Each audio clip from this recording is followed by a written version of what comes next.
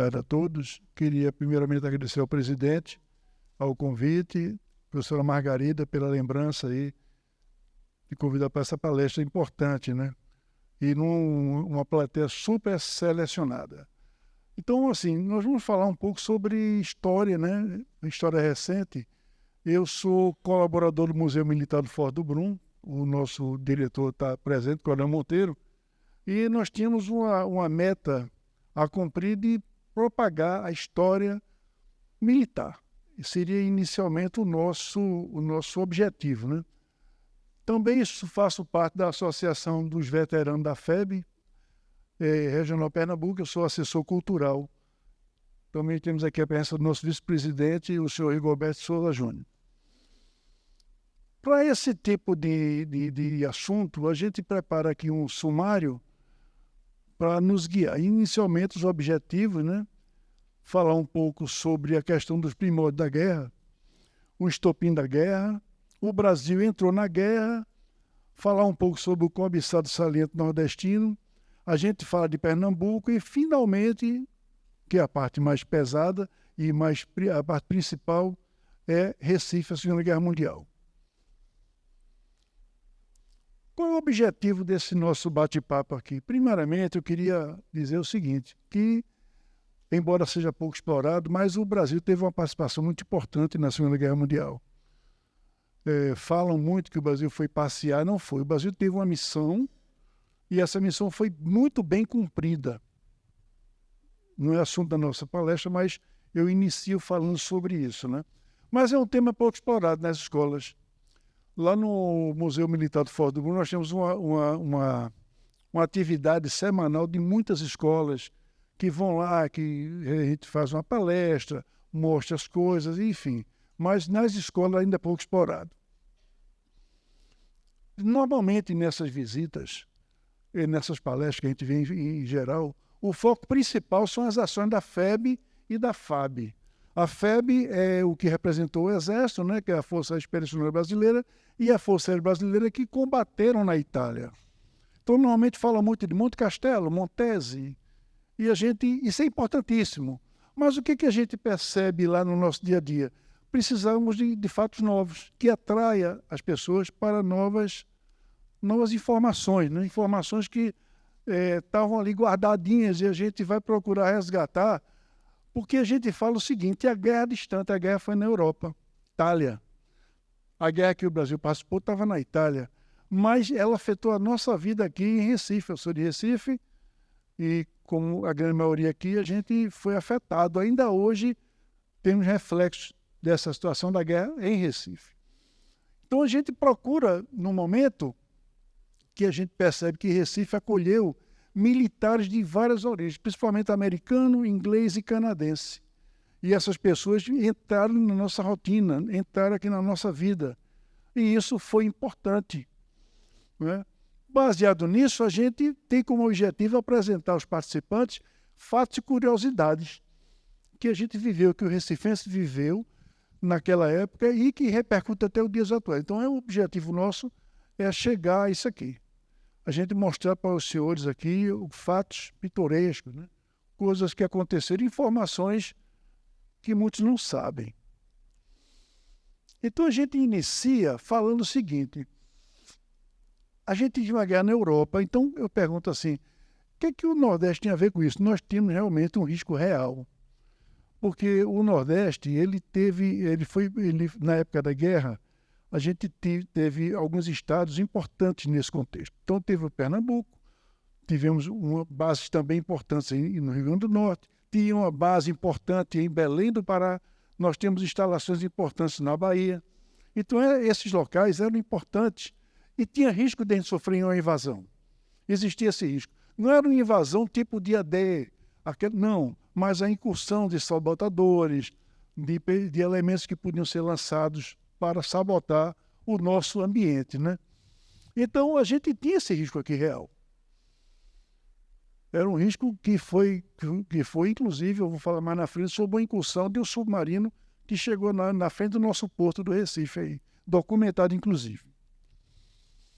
No Brasil, o que se fez? Fizemos medidas ativas e passivas. Isso aqui no continente. Eu não vou falar aqui da questão da ida das nossas tropas, né, para a Itália. Mas, por exemplo, medidas ativas, tivemos aqui patrulhamento por terra, ar e mar. Então, isso era constante, né? Situações de patrulha, embarcações, aviões o tempo todo, né? E na terra, patrulhamentos para evitar desembarque de tropa inimiga. Isso era constante na nossa rotina aqui. Identificação de potenciais inimigos. No momento que o Brasil declara a guerra contra o eixo, quem era daqueles países era inimigo. Então, houve um trabalho de identificação dessas pessoas. Tivemos até um caso de vamos chamar assim, seria um campo de contenção, mas é um campo de concentração mais light.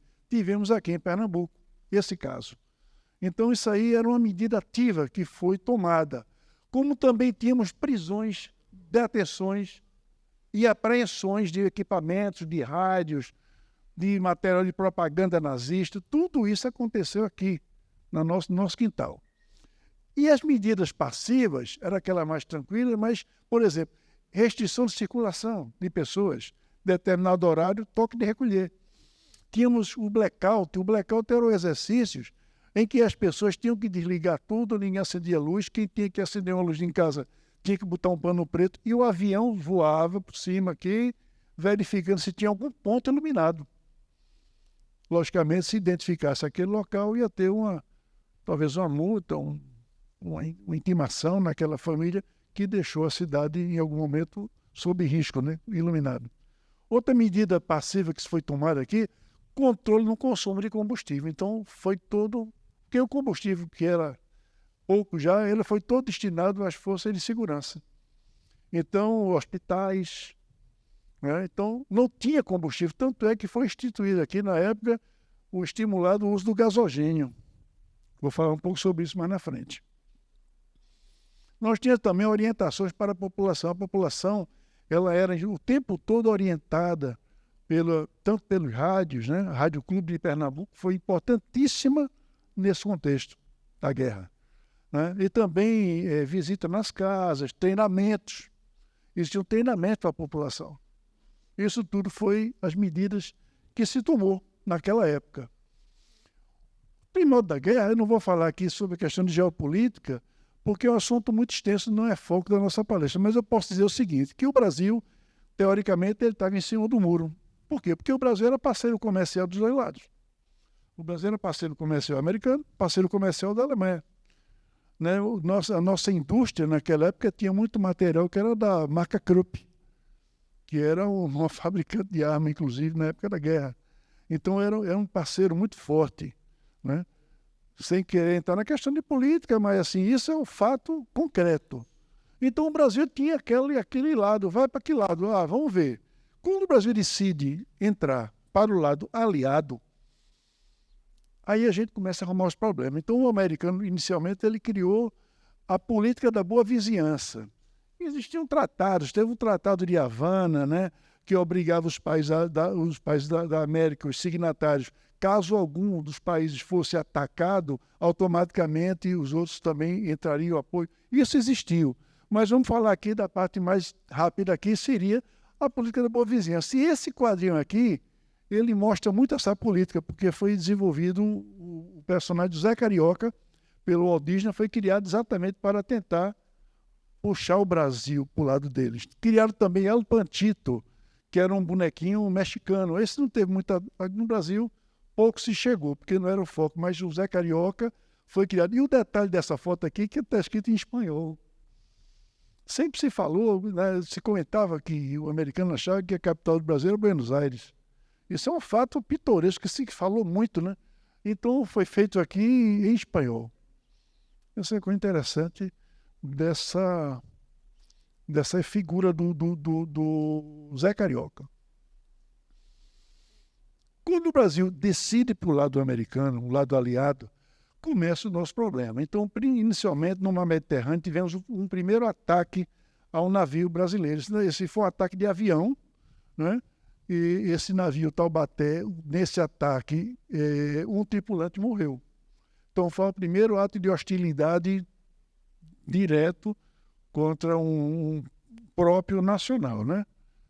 E a partir daí começaram a saga dos afundamentos, dos ataques, inclusive o primeiro afundamento de navio brasileiro, porque aqui foi só um ataque, mas um ataque que teve afundamento foi o navio Buarque, isso aqui foi no Mar do Caribe.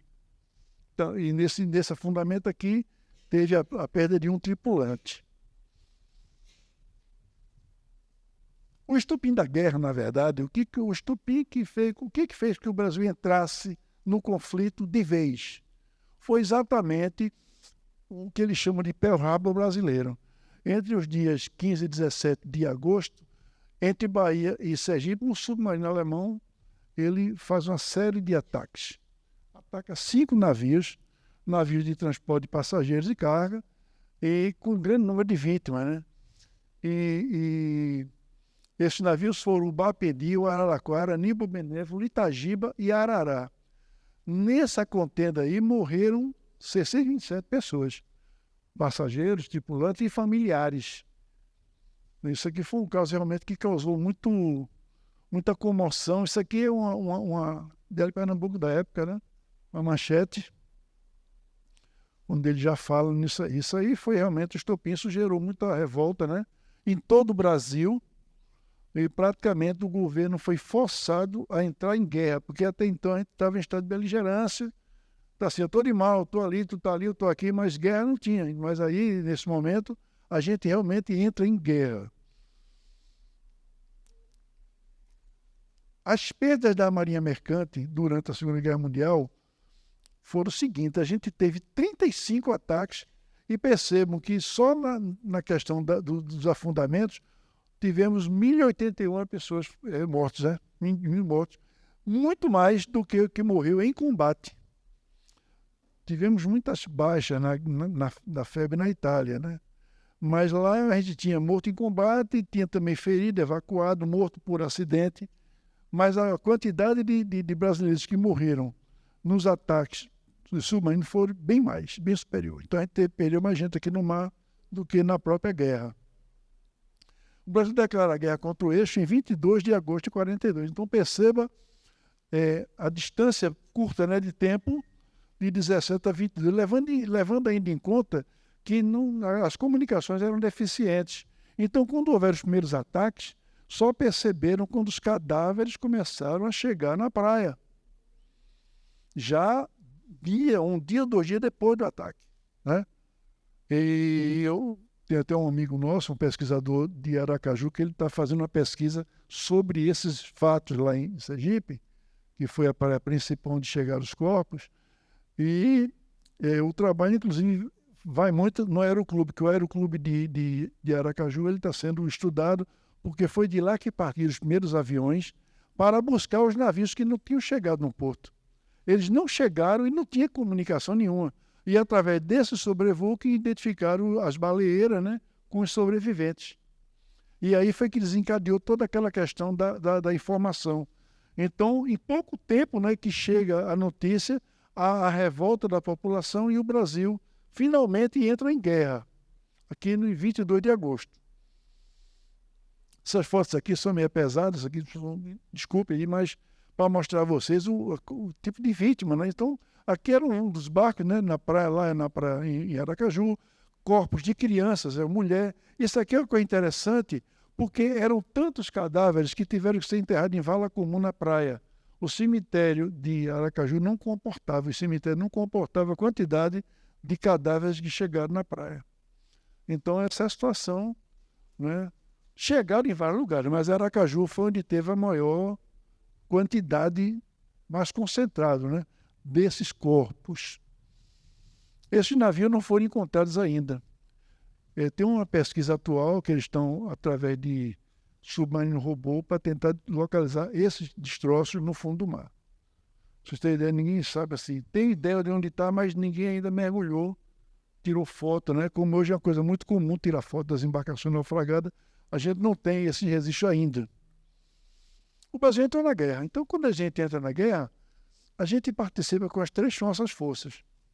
Então, a Marinha do Brasil ela teve uma participação importantíssima, porque o Atlântico Sul era o celeiro dos submarinos, porque a gente tinha aqui um ataque constante para evitar a ida de comboio, de munição, de suprimento para a Europa, né? Então, a Marinha ela se encarregou de fazer essa proteção dos comboios e o patrulhamento do Caribe a praticamente o Rio da Prata, lá para baixo. Então, tudo isso aí era função da Marinha. Inclusive, acompanha o comboio até meio mar, quando recebia, trocado pelas tripulações, pelas marinhas dos outros países. A Força Aérea Brasileira participou muito bem, porque criaram um grupo de caça, e esse grupo foi enviado para lá para a missão de ataque, interdição e bombardeio, também muito elogiado, principalmente pelo fato de ser um equipamento novo, moderno, e nós não tínhamos uma força aérea bem preparada. Então o pessoal foi preparado naquela pressa da guerra e nós nos saímos muito bem. E também, finalmente, o Exército Brasileiro, que foi com a criação da Força Expedicionária, né? Que foi criada e constituída por 25.500 homens e mulheres, dos quais os 17.000 entrou em combate, efetivamente em combate. Então, essa é a nossa participação na guerra, que é importante deixar o registro aqui. Saliente nordestino, praticamente essa posição nossa do Brasil é que gerava a cobiça dos dois lados. Por quê? Porque era a menor distância entre a América e a África. Ora, todo o trânsito o tráfego de comboios entre os Estados Unidos e a Inglaterra estava saturado pelas Alcatéias. Naquela época, os submarinos alemães, eles usavam uma estratégia de alcateia, né? Que eram vários e atacavam ali, fizeram muito estrago. Então, a grande saída seria essa aqui de baixo. Exatamente nesse cotovelo, que onde a gente tem apenas 2.900 quilômetros, se você considerar da América para a Inglaterra, é praticamente mais de 2 vezes a distância. Então, aqui era o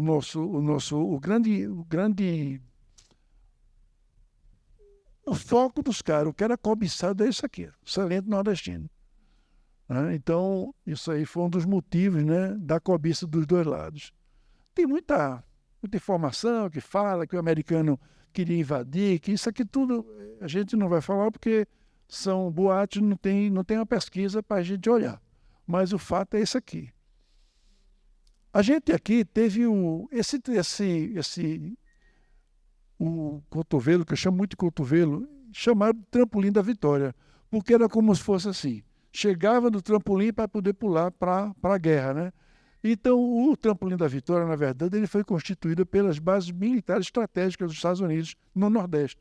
A gente teve 2 cidades importantes nisso aí, Natal e Recife.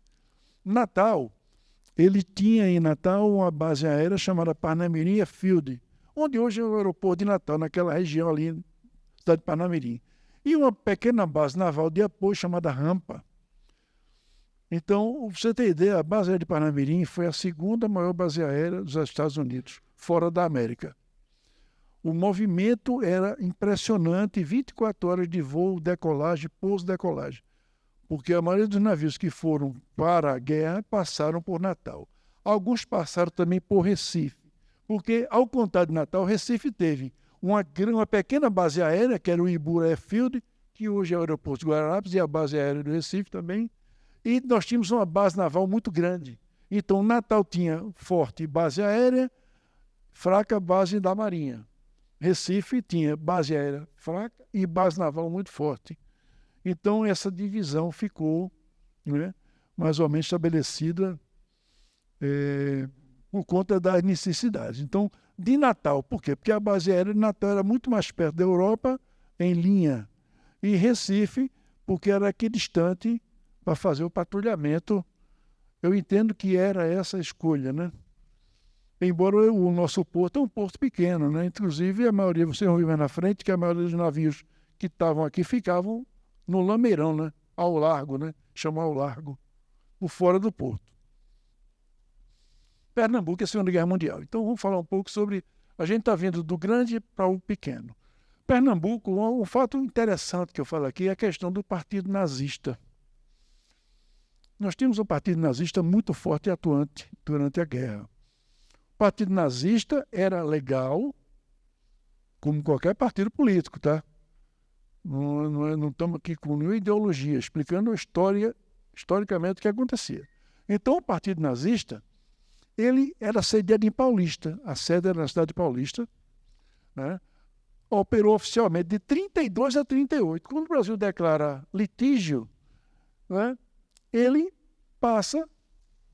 foi extinto. Mas, mesmo assim, ele continuou operando na clandestinidade. Então, em 38, quando o Brasil entra declara, rompe relações, o Partido Nazista foi extinto no Brasil, mas eles continuaram operando aqui até 42, porque 42, quando o Brasil entra na guerra, aí o bicho pegou para o lado deles. Mas até lá continuaram operando normalmente, Jorge. Né? E interessante que é o seguinte, onde ficava essa empresa, que era a Companhia de Tecido Paulista, né, que o dono, o proprietário não era alemão, eles eram suecos, mas tinha muitos alemães e os nazistas eram funcionários dessa empresa. Quando o partido passa à clandestinidade, a partir de 42, eles foram todos detidos e foram confinados num lugar chamado Chão de Estevão, que não existe mais, que fica nas proximidades de Araçoiaba. Só que era diferente daquilo que a gente vê em livro de história, em filme. Eram feito uma granja, né? E eles moravam com as famílias lá. Todo dia, sob escolta policial, vinham para a fábrica, trabalhavam normalmente e depois que largava, voltava para lá. Se precisasse ir ao médico, tinha que pedir uma escolta para a polícia levar. Então, essas pessoas passaram a ter um controle do Estado. Tiveram confisco de materiais. Vocês vão ver aqui. Ó. Isso aqui era um rádio que eles tinham, aquele rádio Transglobo, tanto rádio de receptor como transmissor. Tinham isso lá. Não é? Isso aqui é uma foto no casarão lá da empresa, que ainda hoje existe. Isso aqui é uma reunião do Partido Nazista de Pernambuco. Perceba que a suástica, a bandeira, e eles com aquela roupinha, né, com cinta alabarte, com braçal nazista, tudo dentro do padrão que se vê fora. Mas isso aí era legal, eu repito muito, para evitar polêmica, né? Porque eu tenho até algum amigo que é general, que tem esse sobrenome da família. Então a gente tem muito cuidado, não podemos julgar, medir o passado com a lente do presente, nem vice-versa. Acabou, que na época é história. Então isso aqui eram situações, eles faziam jogos, promoviam, praticamente eles eram donos da cidade paulista, né? Então tudo girava em torno da família e em torno da fábrica. A mesma situação aconteceu também em Rio Tinto, na Paraíba, que eles também tinham uma fábrica lá, uma empresa, e lá em Rio Tinto tiveram a mesma situação. Um pouco menos, porque era menor, a quantidade de nazistas era menor, mas também aconteceu lá isso aí. Quando acaba a guerra, eles são e voltam à situação normal. Mas isso é um fato interessante. Isso aqui é um documento, nessa época aqui, em 42, já estava ilegal o Partido Nazista, e aqui é um documento de Recife. Eu tenho a impressão que isso é um passaporte, é um documento interno deles, onde vocês vê a data de Recife e tal, e o carimbo com a suástica. Isso é um documento interno que mostra a atividade desse pessoal, né, mesmo ilegal. Que eles ainda estavam, né, vamos dizer assim, em liberdade. Aqui é uma foto do nosso clube alemão, que era um ponto de encontro deles, onde você vê aqui a bandeira da Alemanha, bandeira do Brasil e a suástica. Bandeira do Partido Nacional Socialista, que usava esse símbolo aí. Então, assim, tem que entender que isso é história. E aqui, Dot Clube Pernambuco. Coisa totalmente normal para a época. Historicamente falando, a gente está aqui mostrando os senhores aqui. O que acontece? Quando o Brasil entra na guerra contra o eixo, começa a perseguição aos inimigos locais. Então, naquela época, quem era alemão, o japonês, o italiano era inimigo. Por conta disso,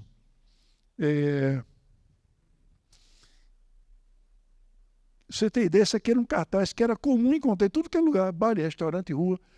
Proibido falar os idiomas alemão, italiano e japonês. No Brasil, fala somente o português. Né? Os infratores serão punidos de acordo com o rigor da lei. Isso aqui era um cartaz comum. Tudo que é lugar. que se usava na cidade. Aqui é a Fratelli Vita, né, famosa, né, das gasosas, né?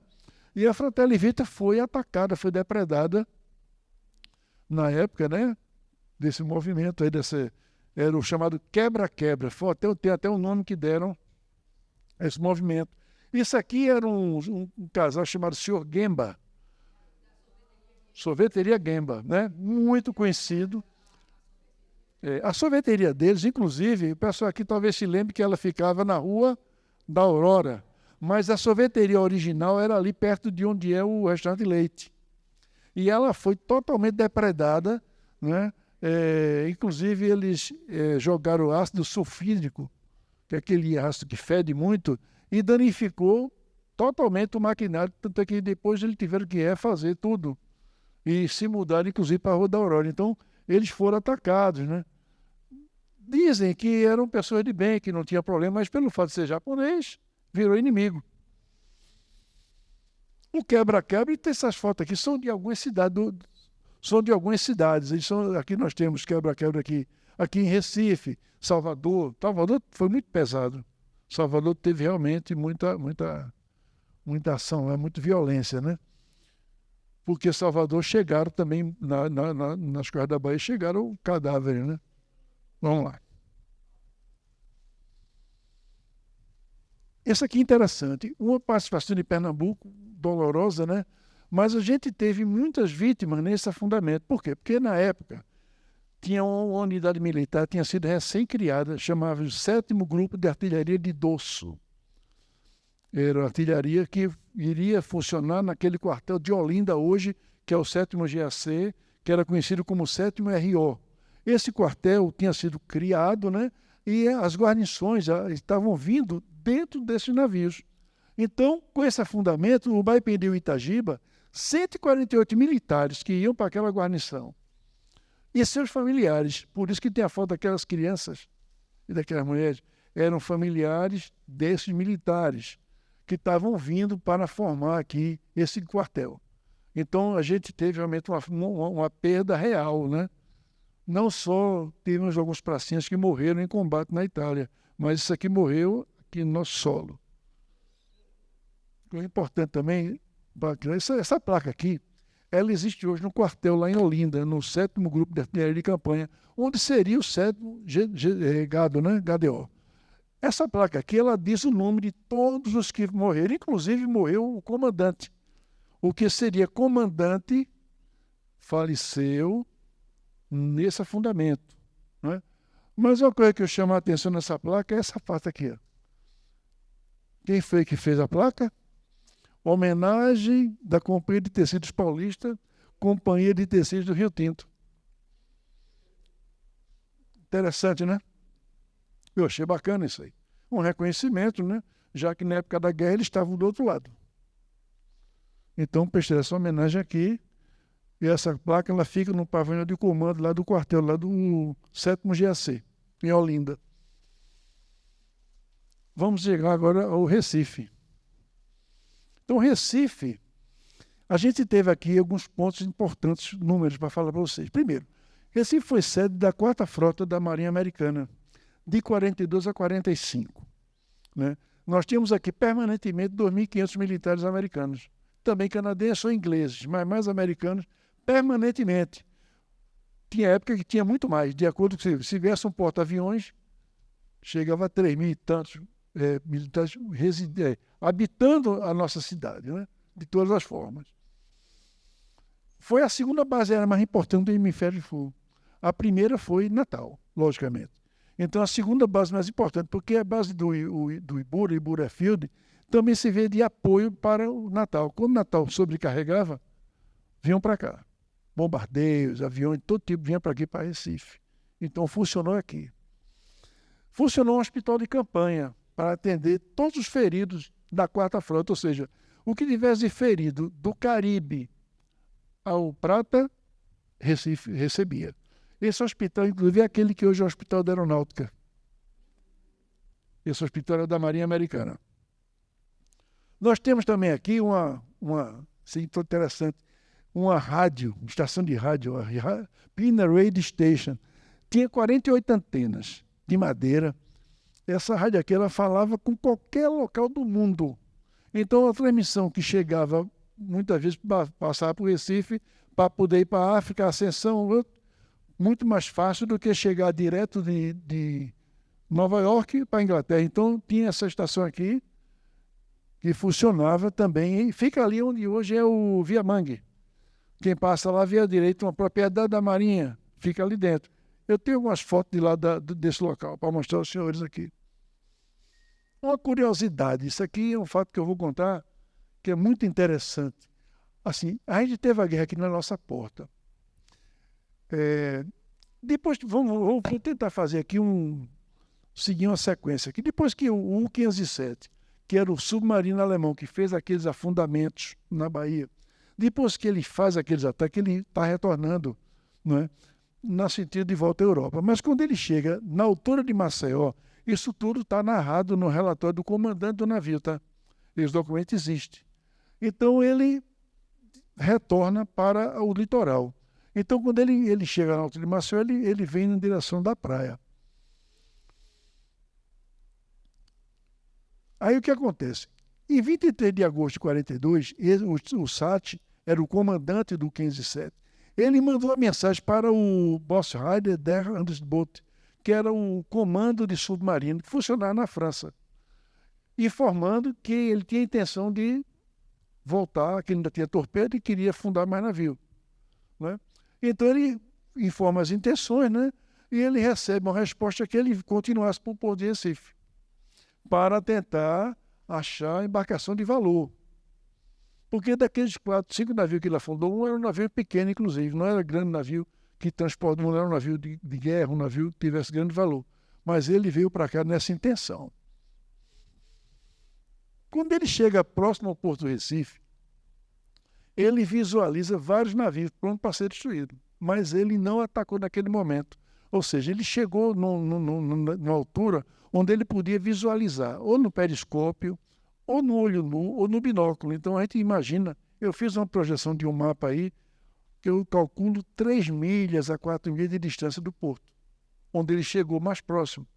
Porque depois ele passa um momento que ele passa numa situação em que ele fica a 35 metros, passa todo ele percebe esse movimento do navio, então ele submerge e aguarda para de noite emergir e atacar.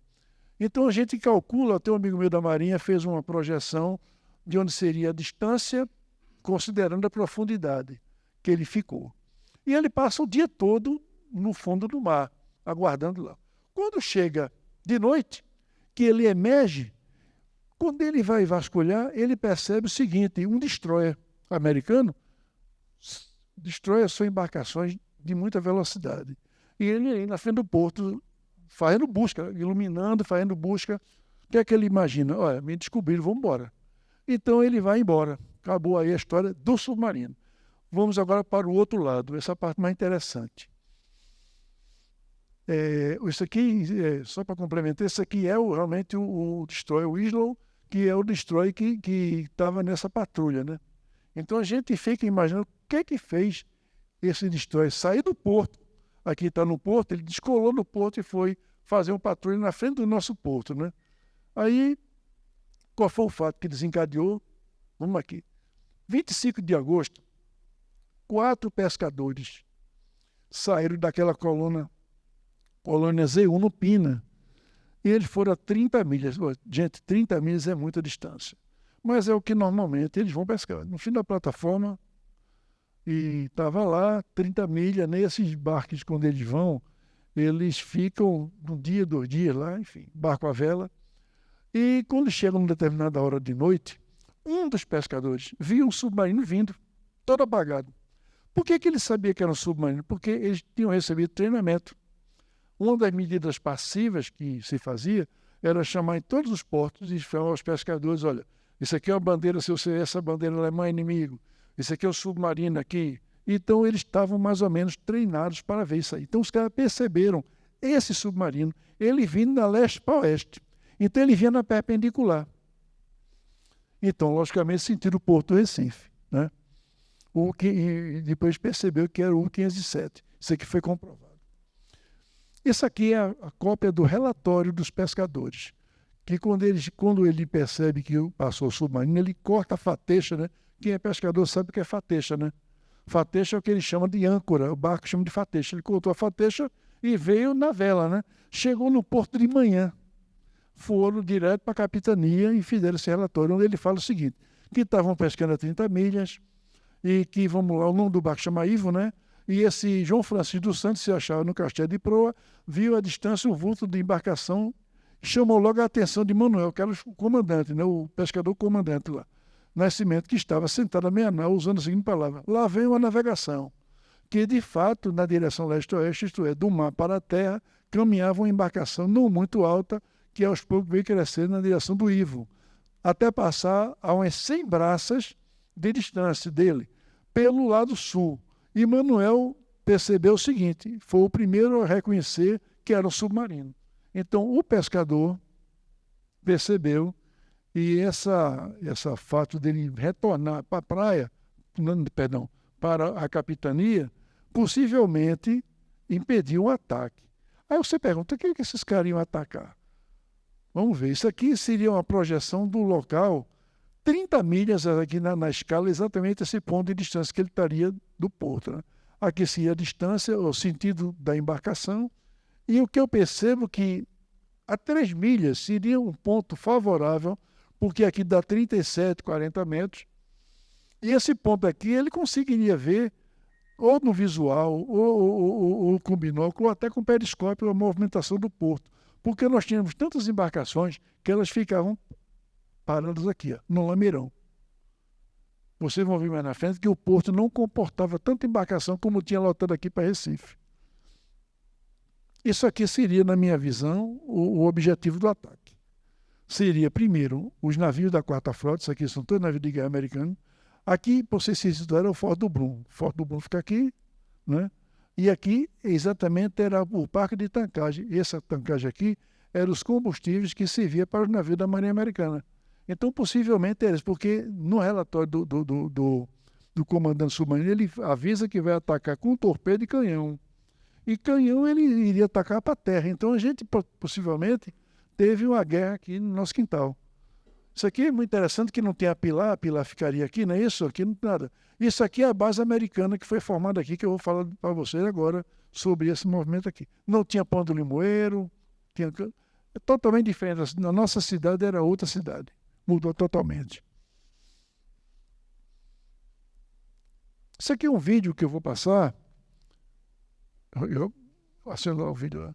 É um vídeo que mostra, é um vídeo real, que mostra uma cena do Porto do Recife durante a Segunda Guerra Mundial.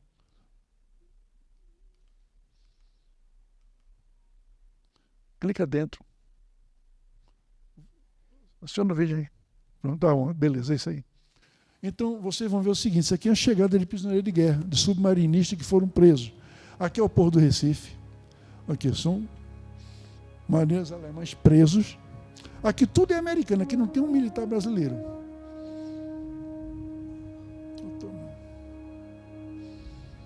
Esse vídeo são do YouTube, tá? É um vídeo de livre acesso. Mas é interessante, desembarcando aí.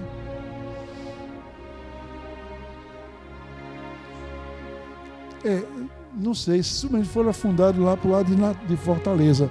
Mas nós tivemos aqui também afundamentos e captura de navio corsário. Porque o navio corsário eram navios que eles vinham disfarçado de navio aliado, né? Para fazer também ação. Então esse pessoal foi pego aqui. Isso aqui é levando lá para a base. Aqui. Cena do porto.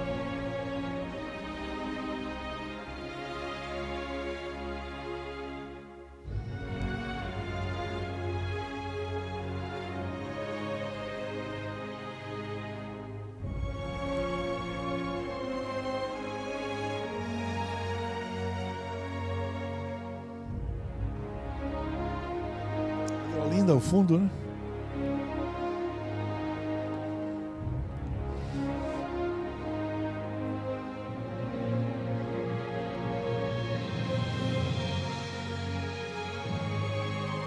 Todos os prisioneiros de guerra capturados na Quarta Frota, vinham para Recife.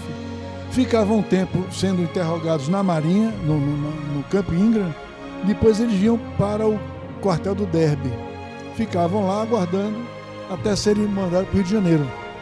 Existem fotos desses prisioneiros lá no quartel do Derby, inclusive jogando dominó, tudo lá, na boa. Que aqui ninguém maltratava os prisioneiros, né?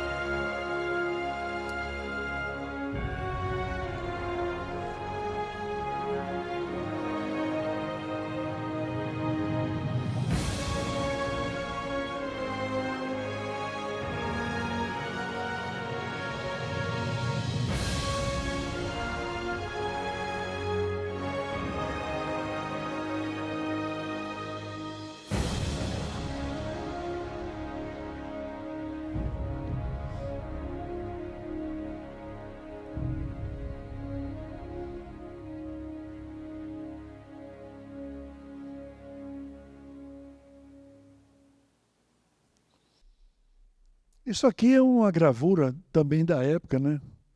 Feita pelos americanos com a planta da cidade do Recife com os pontos locais de interesse americano, né? Então aqui tem vários pontos que ainda hoje existem, vai identificar aqui, que era de uso deles. O que é que eu fiz? Eu fiz uma montagem em cima de uma foto atual, onde vou mostrar esses pontos de um a um, né? Então, primeiramente aqui nós temos o Camp Ingram, que era a base naval americana que fica ali naquela aquela foto que eu mostrei aqui próximo do Forte do Brum. Nós temos também aqui o número 2, que é o quartel-general da Quarta Frota, que ficava na Avenida Guararapes. Nós temos também aqui o Uso Town Club, vou falar sobre isso aí, que era um clube que eles criaram para a diversão, o lazer dos americanos. O americano, quando ele vai para um outro país, ele cria o próprio recurso dele de lazer, de cultura, com o pessoal dele, né? Então, nós temos aqui um uso. Uso é porque chama-se United States Organization, United Service Organization. Tinha aqui na Rua do Sol e outro aqui onde chamam de Cassino Americano, também era deles. Nós temos também aqui, nessa foto aqui, a Pina Radio Station, que é aqui onde fica atualmente o Parque dos Manguezais.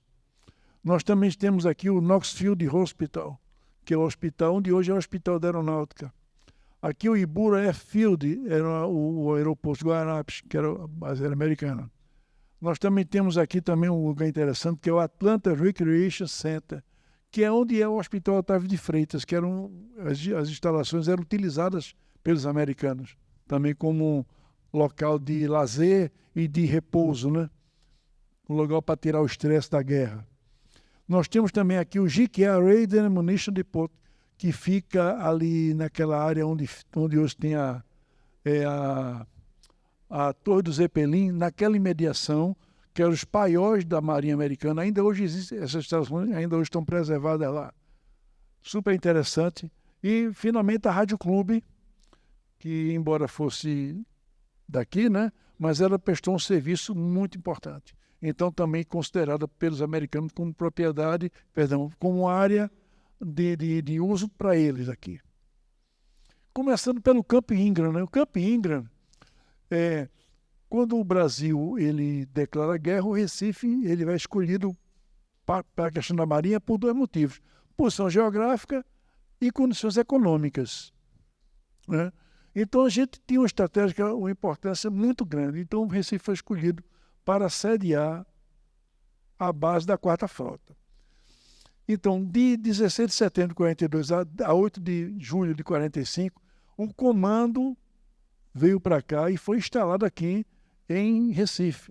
Chama de Camp Ingram, porque era o comandante que veio para cá, o almirante Ingram.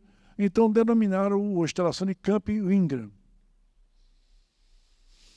Essa área, ela era uma área ali, você viu pela foto, subsidiária ao porto. Tinha quartéis, nós tínhamos instalações de lazer, nós tínhamos quadra, nós tínhamos área de treinamento físico, alojamentos, depósito de material, tudo isso ficava naquela área ali, onde hoje a Receita Federal utiliza para colocar material lá, uma área totalmente aberta em frente ali a Pilar.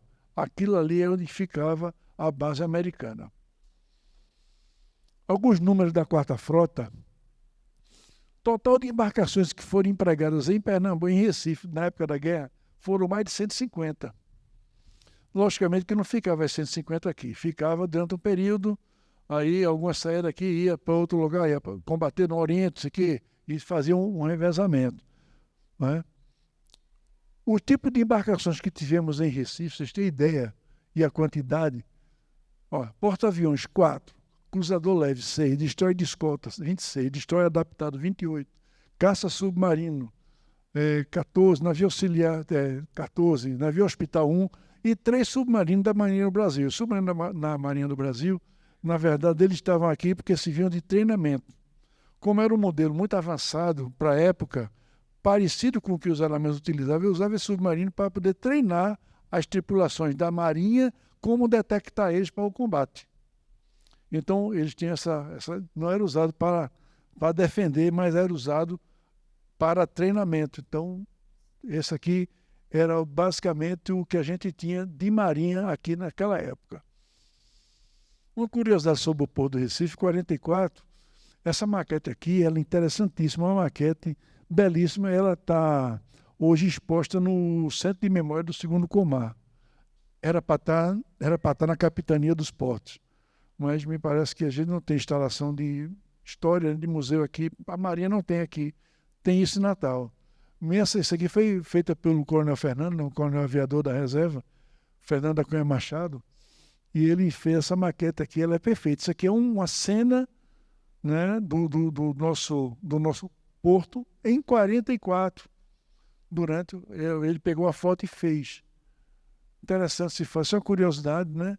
Está exposto lá no 2º Comar. Isso aqui são fotos, né? Por exemplo, isso aqui é a passagem da revista Tropa, isso aqui é na Guararapes, tá? Aqui é aquele prédio que fica na esquina da Duque de Caxias, aqui onde ficava o quartel, o comando da 4ª Frota. Isso aqui são todos militares americanos, da Marinha Americana. Então, nessa época só tinha esse lado, o outro lado não tinha praticamente nada construído ainda na Guararapes. Aqui seria a foto aérea do local onde é o edifício LACAP. Perceba aqui que nós não temos ainda o prédio do Correio, né? E aqui, exatamente de lado onde vai funcionar aquele uso, vocês vão ver mais na frente, que era o Clube de Lazer dos Americanos.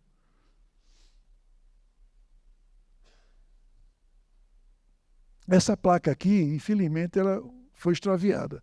Essa plaquinha linda é uma plaquinha de bronze que ficava no edifício LACAP, na recepção do edifício, onde mostra que aqui funcionou a 4ª Frota, coisa e tal. Essa placa há muito tempo que a gente ia lá olhar, todo dia é como se fosse visitar um sobrinho, vou lá olhar a placa. Um belo dia eu fui lá, cadê a placa? Não tinha mais placa. Porque funcionava uma faculdade, e essa faculdade chamada UVA, eles entregaram o prédio, né? E lacrou o prédio, então entregou, estava tudo certinho. Cara, teve um dia que entraram lá os vândalos e vandalizaram tudo. Roubaram o fio e a placa sumiu. Ninguém sabe se a placa foi o gerente tirou, o síndico tirou, o dono levou ou foi derretido em algum ferro velho. Realmente é lamentável, né? Uma placa muito bonita que foi colocada aí, né, exatamente que registrou neste edifício o comando da 4ª Esquadra e das Forças Americanas do Atlântico Sul manteve seu quartel-general durante a Segunda Guerra Mundial. Isso é um fato interessante e a gente perde muito, né, quando perde um objeto desse. Aqui uma foto aquela foto que eu mostrei do possível ataque, está aqui, ó. Porto Recife, observe a quantidade de navio de guerra. Aqui é o Forte do Brum, a gente usa o Forte do Brum como referência, né? Então, isso aqui tudo são os barracões, são as instalações dos americanos aqui do Camp Ingram, que era a base americana aqui. Torre Malakoff aqui, ó. Não, isso aqui não é... Esse é o Torre Malakoff. Vamos lá. Aqui é a entrada, né? Sim, de antes. Porque tem uma ilha de coqueiros que já tinha gol. Sim, ali atrás. É, porque ali ia ser o uso para hidroavião. Exatamente isso aqui que você fala. Exatamente aqui. Mas eu falo assim, então assim, toda essa área hoje só tem 2 prédios que existem ainda. Esse prédio aqui ainda existe e esse aqui. Do Forte dá para ver a Copa e de uma foto que você pega pelo Google Maps, ainda vê, o resto não tem mais nada. Isso aqui é um dos porta-aviões que ficava baseado em Recife, né? Era um porta-aviões de escolta, ele só levava 38 a 40 aeronaves. Não era aqueles que foi para Midway. Não, aqueles eram maiores. Aqueles eram praticamente com 90 aeronaves. Esse aqui era de escolta, mas sempre tinha um aqui no nosso porto. Aqui uma foto interessante também do porto. Esse aqui é um navio da Marinha do Brasil. Era o Encouraçado São Paulo. O Brasil, no final da década, no começo do século, chegou a ter uma das mais poderosas marinhas, mais modernas, em termos de embarcação. Mas depois caducou, a gente não atualizou. E quando o Brasil vai para a guerra, esse Encouraçado São Paulo e o irmão dele, chamado Minas Gerais, já estavam obsoletos. Ele fazia tanta fumaça que não precisava de nada para detectar, não. Então, é verdade. Mas os armamentos estavam bons. Então, ele ficou fundeado aqui no porto, na altura aqui de onde seria aquela casa de banho, né?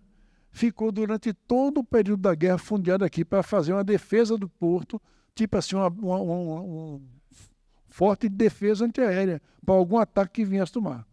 O irmão dele, o Minas Gerais, ficou ao lado do Forte São Marcelo, em Salvador, na Baía de Todos os Santos, lá. Ficou na frente lá.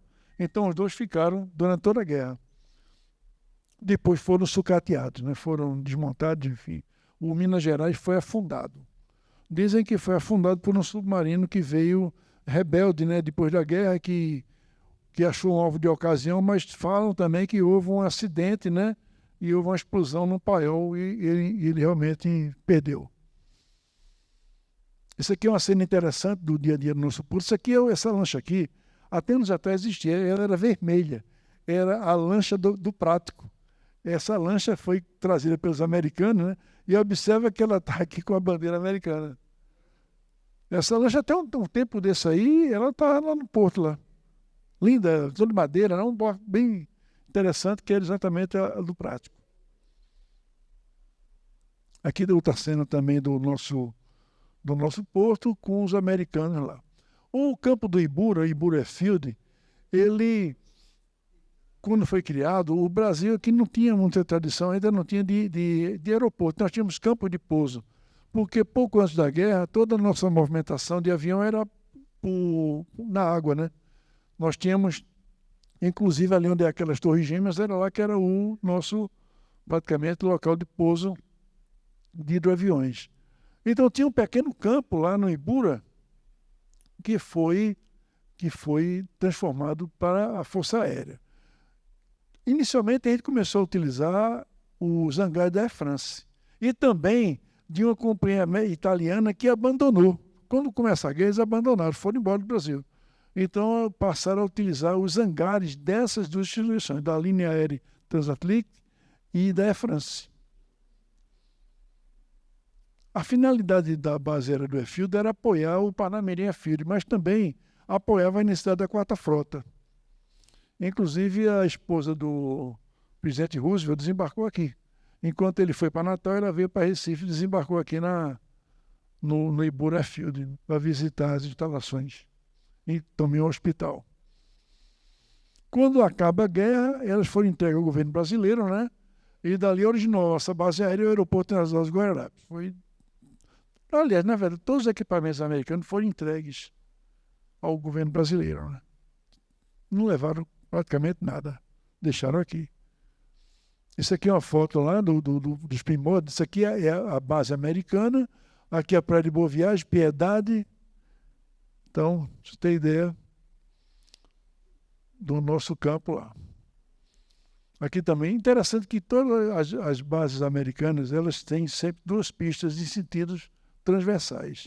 Hoje o aeroporto de Guararapes só tem uma pista, né? No sentido. Mas toda a pista americana ela tem 1 ou 2 sentidos aqui, né, que tem esse trabalho aqui. Isso aqui são as instalações americanas, aqui é praia, né? Então a gente se situar, aqui é a cabeceira da pista atual, o hospital vai estar aqui, não é isso? Pronto, é isso aqui. Aqui os hangares da Air France, né? Que foram ocupados. Aqui é a torre de controle, e ela é totalmente madeira. A primeira torre de controle da nossa base aérea é essa aqui, torre de operações. Aqui são os barracões americanos, né? Os barracões da base aérea, né? Da base, vários tipos de aeronaves, Catalina, avião de transporte, avião de bombardeio pequeno ali, caça. Inclusive, essa foto aqui é interessante, só um comentário, que o Brasil, nós criamos o primeiro grupo de aviação de caça que foi mandado para a Itália. Como não tinha ainda uma previsão de quando a guerra ia acabar, o Brasil chegou a cogitar a criação do segundo grupo de aviação de caça, que iria combater com o Japão. E esses aviões que vieram para cá já eram nessa época aqui, isso é o que é mais moderno. Esses aviões eram os P-40, vieram para cá, para Recife, e se começou a configurar, inclusive os pilotos, né? Mas a guerra acabou, isso aí desandou. Mas tinha essa importância aqui, Recife, nesse sentido. Aqui um caça-bombardeio, Liberator, né? Lá também aqui na nossa base aérea. Pina Radio Station. Isso aqui é interessante porque todas as comunicações estratégicas passavam por aqui. Eram 48 antenas de madeira. A gente teve lá, acho que foi uns 2 anos atrás, visitando as instalações. Está tudo já detonado, né? Mas ainda tem as bases das antenas. E isso é interessante, que quando acaba a guerra, os americanos entregou para a Marinha. A Marinha operou normalmente até 94. Depois não teve mais sentido, porque as comunicações não usam mais rádio, né? Satélite e tal, e também com aquela construção daqueles prédios, aquilo deu muito problema de comunicação. Então ela já estava realmente meio ruim de usar, já no final da década de 80.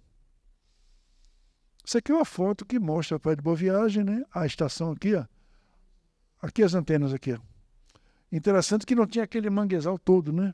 Mas essa instalação aqui, isso aqui ainda existe. Aqui é onde era o comando, a parte de administração aqui, que eu tenho outra foto melhor. Mas aqui é exatamente uma foto mais... Aqui é outra foto também, mostrando aqui o antigo aeroclube, né? E ela aqui por trás. Isso aqui é uma base de pouso um ponto de pouso de blimp, né? Blimp eram dirigíveis, né? Tipo aquele Zeppelin, só que mais moderno e menor, que o americano utilizava, né? Então eles pousavam aqui na base, na estação. Esse aqui é um desenho, uma coisa artística, né? Que mostra o blimp pousado, né? E as antenas, né? Esse aqui é uma base, um ponto de observação que ainda existe. E muitos desses prédios estão lá, só tem praticamente a casa do comandante, que hoje é a casa da guarda, que lá é mantida pela Marinha do Brasil. Fica uma guarnição de fuzileiro naval que vem de Natal a cada 15 dias, troca, e ficam tomando conta lá. Né? Esse parque ele vai até o Le Parque, ele vai até praticamente ali a Avenida Recife. É uma coisa impressionante também disso aqui. E a gente caminhou por lá tem pé de mangue altíssimo, a gente caminhou por lá, uns amigos fomos lá visitar essas instalações. Isso aqui é uma foto já na década de 70, né, quando já estava com a Marinha do Brasil. Então, a Via Mangue vai passar aqui embaixo, essa via aqui não tem mais esses pés aqui de casuarina, não tem mais, mas o caminho ainda existe. Aqui é o cinema, não existe mais, a casa do comandante ainda existe, e a torre de observação também existe, ainda hoje existe lá. Isso aqui é uma foto do central de controle. Eu tirei essa foto só para vocês terem ideia de como funcionava. Por exemplo, nessa época, toda a comunicação já era no subsolo. Hoje é comum sala de TI ser tudo no subsolo. Naquela época, o americano já tinha toda a comunicação no subsolo, super moderno. Né? Aqui é um antigo alojamento. Percebam só, interessante, a largura dessas paredes aqui. Isso era para aguentar bombardeio, não derrubava não. Então, coisa realmente feita para durar, né? Está aí entregue e está de pé ainda. O uso, o United Service Organization. Isso aqui gerou muita polêmica, né? Porque é o seguinte, quando a quarta frota foi ativada, eles tinham necessidade de criar instalação de alojamento, descanso e recreação para os seus militares, né? Então, esse tipo de instalação, e todo mundo tem isso aí. Onde o americano vai, tem o seu uso lá. O nome é até interessante, é uso, né? Do verbo usar, né? Não é do verbo usar, mas é isso que eles faziam, tá? Nós tínhamos duas instalações de uso aqui. O Uso Town Club, que fica ali onde hoje é aquele prédio do Ministério Público, ao lado dos Correios. Ali era o Uso. Era um prédio baixo ali, tem a foto dele aqui. E o Uso Praia Clube, que era o bairro do Pina, que chama de cassino americano, né? Mas eu queria esclarecer que cassino não é porque tinha jogos, que na nomenclatura militar, cassino é local de refeição, de alimentação e lazer de oficiais e sargentos. O soldado, ele come no rancho. Os sargentos, subtenentes, sargentos e oficiais, é cassino, o nome que dá.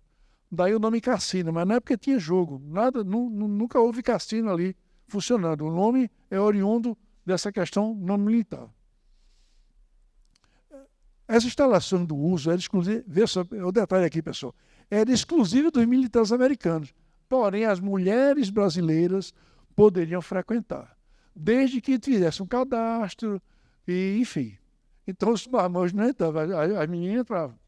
Gerou muito problema. Inclusive, eles teve problema em Fortaleza, chamavam as garotas Coca-Cola, que entravam lá.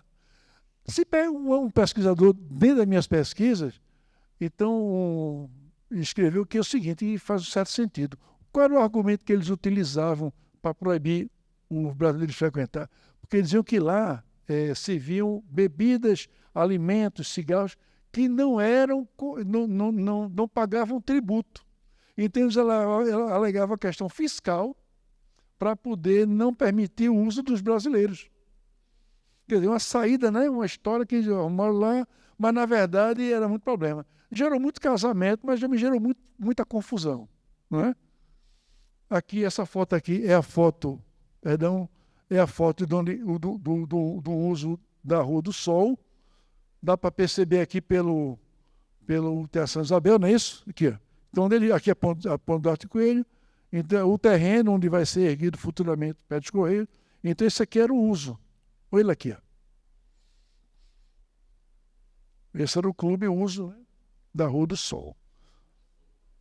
E o outro uso é esse aqui tão conhecido, né, que é exatamente o cassino americano. Ok? Knoxfield Hospital. Isso aí é uma instalação interessante, porque a quarta frota tinha necessidade de atender a questão dos feridos, né, de todo esse percurso. E para tratar não somente os que estavam embarcados, como também quem estava em terra. Em 1942, o Comando Naval americano pediu que instalassem 100 leitos. Então, criaram um hospital de 100 leitos aqui, no mínimo. Então,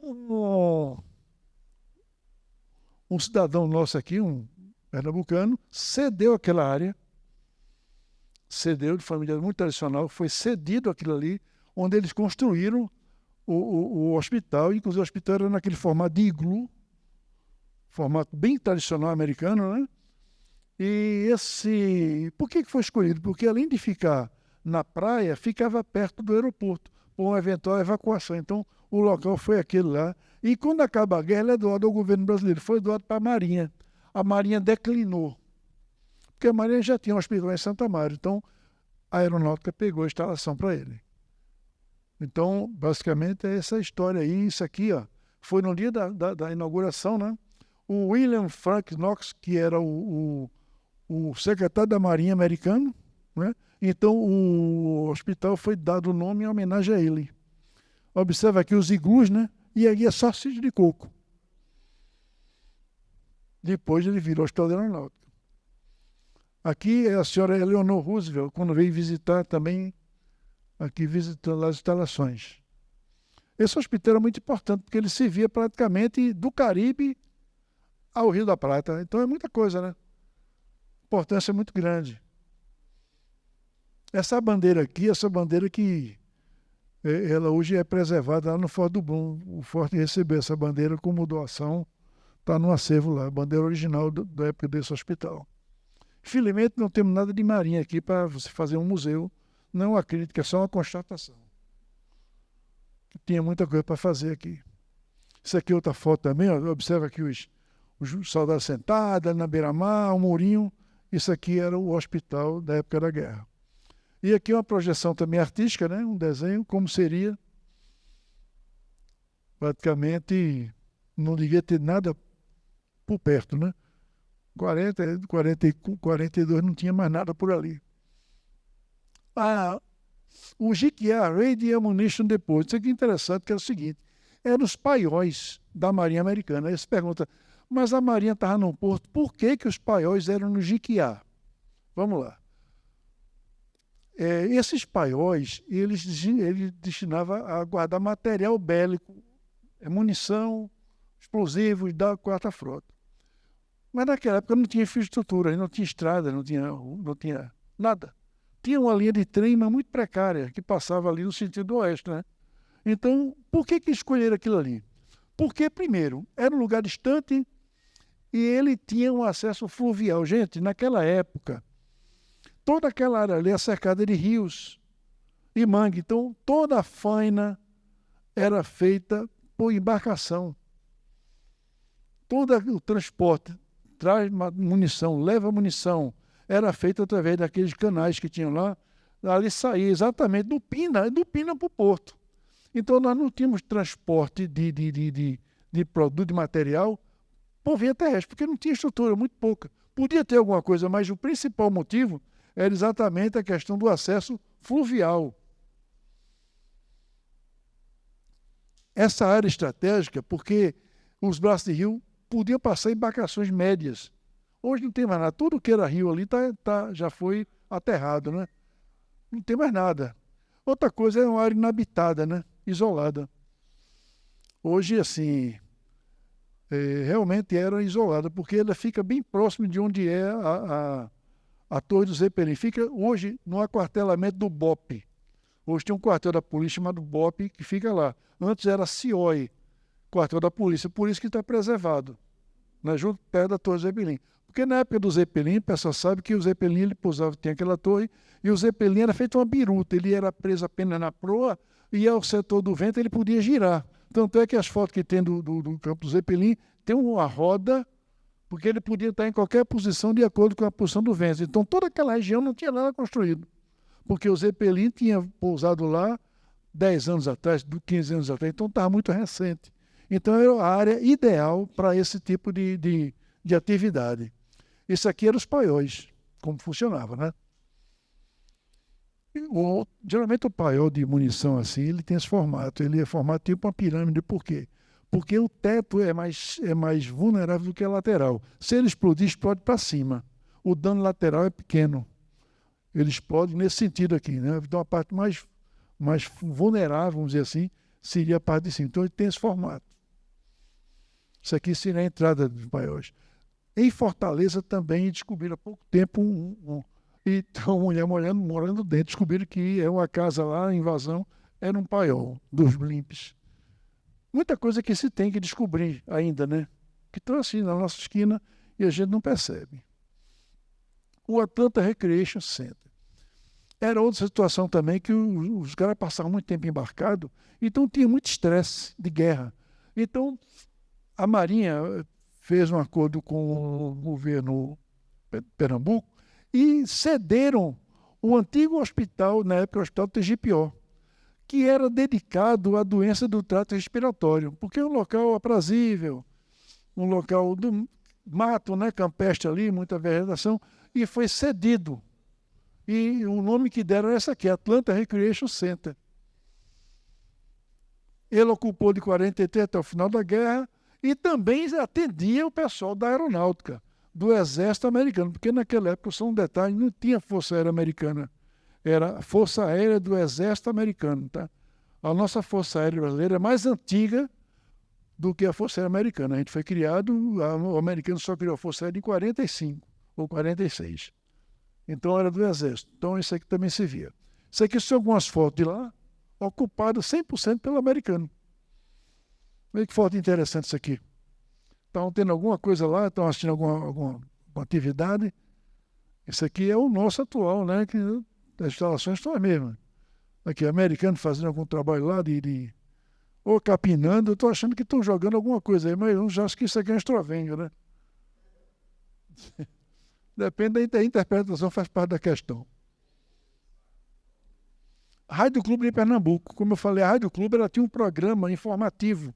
Então a população participava ativamente porque estava sempre recebendo informação.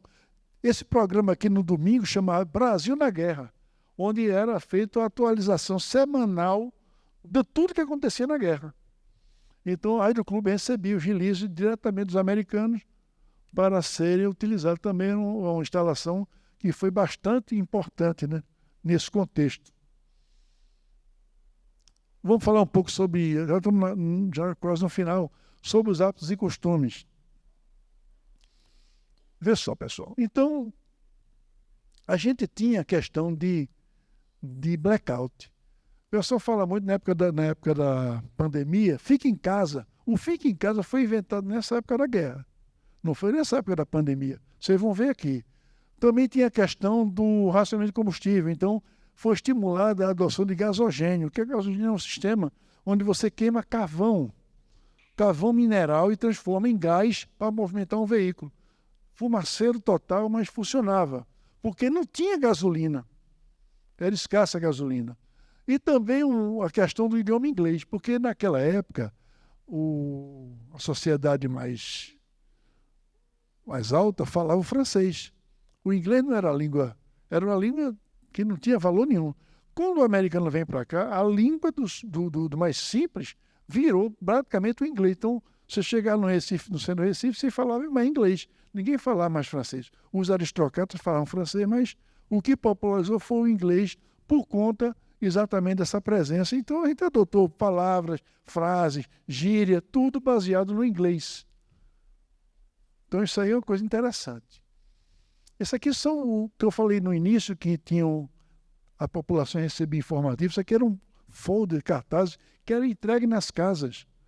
Mostrando, conserve-se calma, fique em casa, apague a luz e se abrigue. Isso aqui eram exercícios que eram feitos para prevenir um eventual ataque aéreo, bombardeio na cidade. Então isso aqui era praticado, era entregue nas casas, esses panfletos. Tinham mais alguns, mas esses são os principais. Racione comida, não sei o quê, tudo isso aí tinha essas instruções. Em relação ao gasogênio, isso aqui é o gasogênio aqui, ó. Propaganda vendendo, né, o equipamento, e aqui um carro com o tal do gasogênio. Isso era uma coisa comum. Logicamente que era um artigo caro, né? Não era todos que podiam adquirir, mas era o que se usava. E isso aqui é a questão do inglês. Isso aqui é um cardápio do restaurante Leite, totalmente em inglês. O restaurante Leite, o cardápio era em inglês. Essa foto aqui era no dia do pagamento. No dia do pagamento, só dava americano lá dentro. Então, era o inglês aqui. Tá tudo aqui, e os preços eram em dólar. Cobrado em dólar. Né? Então, nossos costumes eles foram realmente afetados, né, por essa presença americana aqui. Aqui são fotos aleatórias. Por exemplo, isso aqui é uma pega de boi. Isso aqui é lá no Parque do Cordeiro. Os americanos participavam disso aí, porque o cara veio do Texas, não sei de onde, o cara cowboy, era marinho, vinha para cá, então corria de vaquejada, fazia pega de boi, os caras faziam isso aqui. Turismo, aqui na Ladeira da Misericórdia, em Olinda. Aqui era um quiosque, que já era em inglês. Esse quiosque fica ali no Santo Antônio. Está aqui, então isso aqui era o nosso dia a dia. O dia a dia do Recife era só os americanos aqui, fardados dentro da cidade. Também mais coisas aqui do dia a dia. Esse aqui era o Almirante Ingram, em Caruaru, andando num burro aqui, passeando na cidade lá. Então, Interessante que eles estavam sempre fardados, né? Turista aqui, tinha muitos namoros, né? Existia muito namoro sério, mas também tinha muita. Eu vou falar mais daqui a pouco sobre a fama que Recife tinha, o nome inclusive em inglês, que não era dos melhores. Isso aqui é interessante. Coca-Cola, né? Isso aqui é um fato que, comprovado. Primeira fábrica de Coca-Cola no Brasil foi em Recife. O pessoal fala que Recife é o centro do mundo, né? Não, porque Recife, em 41, quando chega os primeiros contingentes americanos, vieram para cá e traziam para cá o kit. O que era o kit? Garrafa, o gás e o xarope. E usaram as instalações da Santa Clara. Foram usadas aqui, que ainda hoje existe lá no Passarinho ali. Ele é Linha do Tiro, né? Então, o primeiro engarrafamento de Coca-Cola do Brasil foi aqui. Logo em seguida, foi para o Rio de Janeiro. Final do ano de 42, já fizeram a fábrica no Rio de Janeiro. Mas a primeira foi aqui. Aí o pessoal, mas rapaz, Recife só quer ser tudo aqui? Não, mas infelizmente é verdade. Eu não estou contando igual para ninguém, eu estou falando o que é pesquisa, né? Isso aqui é fato. Outro fato interessante, o bairro do Recife era conhecido como Red Light District, porque tinham 60 bordéis em pleno funcionamento, cada um com pelo menos 6 a 8 damas disponíveis. 60 bordéis em funcionamento ativo. Então, isso aqui é uma foto lá. Você vê que aqui não é no uso, né? Porque aqui não são moças. Assim, a gente vê que o primeiro andar, lá naquele uso lá não tinha vizinho, então isso aqui não é. Isso aqui não é num sobrado aqui pela Bom Jesus, por ali, né? Então isso aqui realmente é um fato interessante. Outro fato interessante, o bairro do Pina era proibido pelos americanos de frequentar, porque ir para lá tinha briga, por conta dessa questão do americano namorar as brasileiras, coisa e tal. Então tinha uma disputa.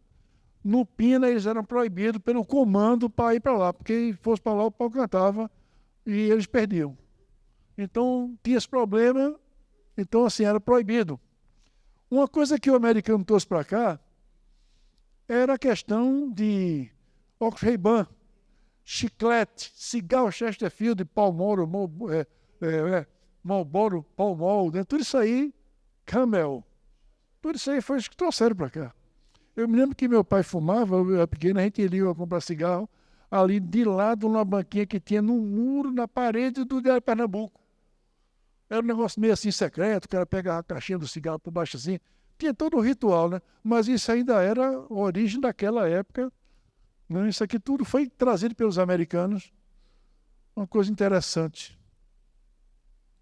E a gente vê que o americano, inclusive, ele teve dentro do nosso maior registro cultural, que é o frevo, né? Em 43, Nelson Ferreira lançou um frevo chamado Bye Bye My Baby.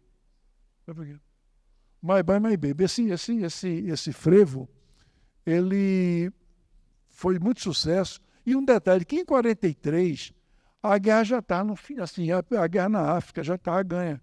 Por quê? Porque o alemão já tinha sido expulso da África.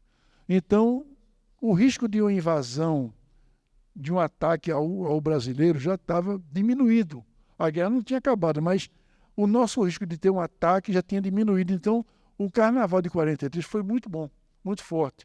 E a música que fez muito sucesso foi essa aqui, que aqui está a letra, né? Eu vou colocar aqui para vocês poderem, de certa forma, perceber como funcionava. Opa, não. Passa o dedinho assim quando aparecer. Então você, agora, clique.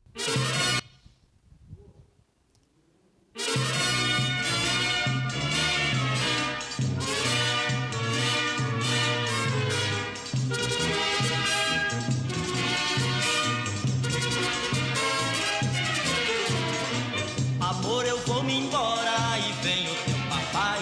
Amor, eu vou me embora e vem o teu papai. Só te vejo amanhã, mas beijo. Bye, bye, só te vejo amanhã, mas beijo. Bye, bye. Amor, eu vou me embora e vem o teu papai. Amor, eu vou me embora e vem o teu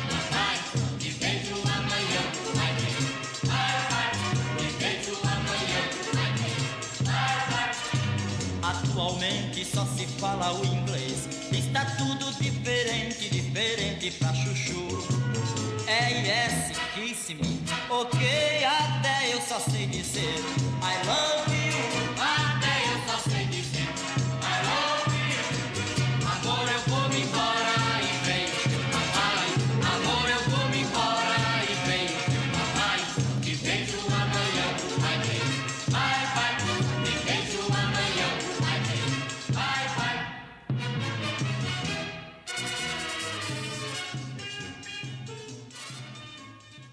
Então isso aí é interessante. E aqui são as minhas referências bibliográficas que eu consultei, né, que eu tenho lido, a gente está sempre procurando. São livros que têm essas... Cada um tem uma partezinha, uns tem um pouco mais, tem um pouco menos. Alguns se contradizem em alguns detalhes, mas no geral é uma boa fonte de consulta.